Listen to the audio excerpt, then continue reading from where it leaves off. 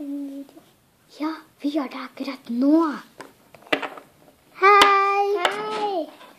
Henne er bare litt... Utnytt da! Nei, bare vent! Bare vent her. Du må bare vente. Vi lager en video. Jeg sa det ikke til deg. Jeg vet det. Bare vent! Ok, jeg heter Blue Nankli, og du... Si hva du heter. Jeg heter Selina. Og vi skal lage en video! Ja! Au, jeg sklei litt. Unnskyld, det var ikke med.